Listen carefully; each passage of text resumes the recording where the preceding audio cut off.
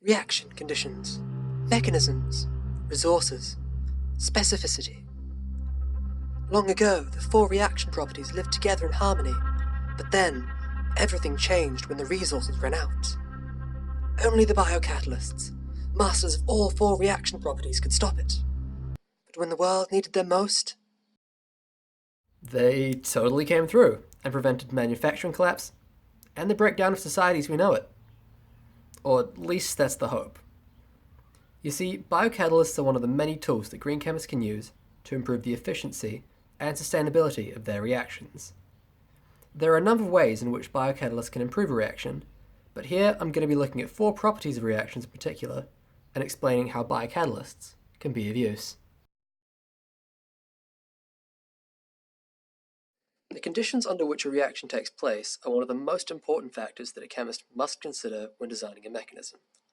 In order to produce a specific product, our chemist, let's call him Walter, first needs to know the specific conditions his reaction needs in order to transform from a dull old powder into a shiny new crystal.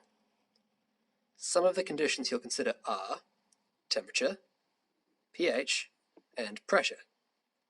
Now, this is obviously not an exhaustive list, but these are a good place to start.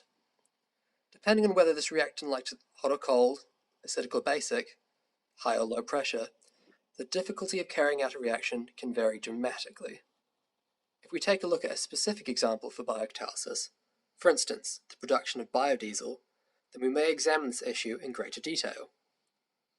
When producing biodiesel, the main players are the enzymes lipase and phospholipase.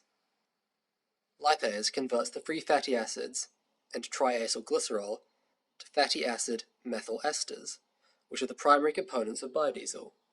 Meanwhile, the phospholipase is responsible for converting the phospholipids to diacylglycerol, which becomes a substrate for the lipase. Producing biodiesel using these biocatalysts, rather than the conventional combination of methanol and chemocatalysts, grants a higher yield and reduces the chemical waste. Two key concerns of green chemistry. But, to return to the point, we were talking about reaction conditions. So let's start with temperature.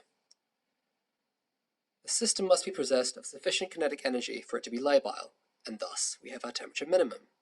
But a reaction will also fail at the other extreme, especially those containing enzymes, which are vulnerable to denaturing at high temperatures.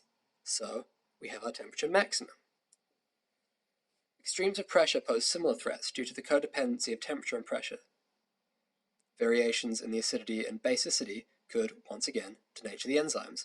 Or, to mix things up a little, it could change the activity of the reagents, or cause entirely different reactions to take place. Now, at this point, you may be wondering why, if biocatalysts fail when outside relatively mild reaction conditions, do we use them? The answer, put simply, is cost. In the vast majority of cases, it is far more expensive to maintain large-scale reactions at the more extreme temperatures and pressures. These enzymes allow their reactions to be conducted under conditions that are both more cost-effective and less hazardous to those around them.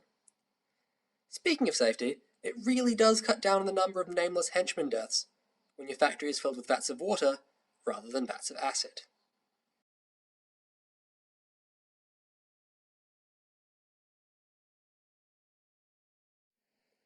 Just as important as the conditions of a reaction are its ingredients. If we look again at biodiesel, we can see that it is offered as a green alternative to fossil fuels, such as, regular diesel. And why does this matter? Well, as we all know, unless you're a boomer, fossil fuels aren't some endless cornucopia, and someday they are going to run out. As a result, it is important that we find alternative, renewable feedstocks for everything from medicine to motor oil.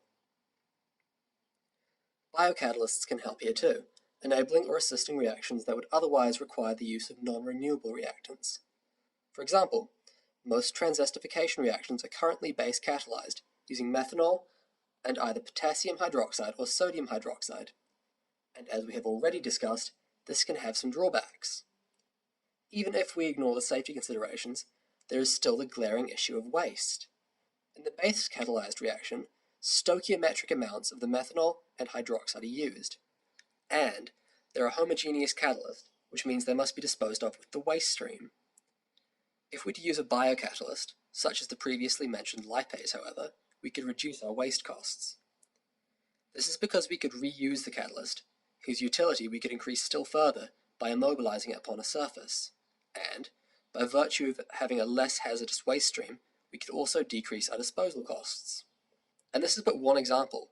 If we expand our view to other biofuels, we can see that biocatalysts are taking ass and kicking names in areas such as the production of cellulosic ethanol.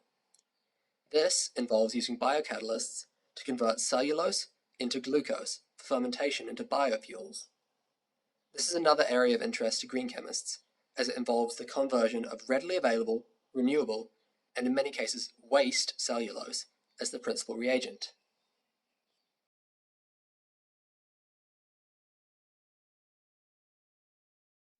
The reaction mechanism is the series of steps taken to convert reactant A into product B, such as waste fats into biodiesel. The use of a biocatalyst can allow a chemist to sidestep a lengthy pathway or complete the reaction without the need for an expensive or hazardous component, as was seen in the elimination of the stoichiometric amounts of methanol and chemocatalysts from the transesterification reactions.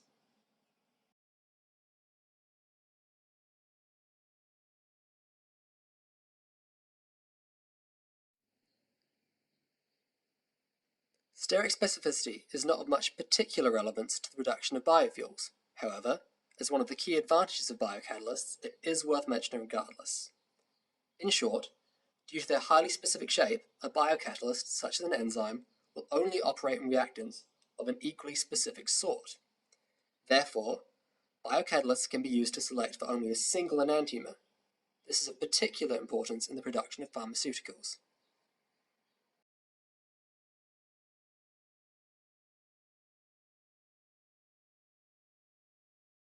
What is there left to say? Only this. When it comes to the production of biofuels, or half a hundred other industrial processes, biocatalysts are one of the best tools in a green chemist's arsenal. Now, to be clear, I'm not saying you should go home and start cooking up your own biocatalysts, although I'm not saying you shouldn't do that either. What I am saying is, you do you.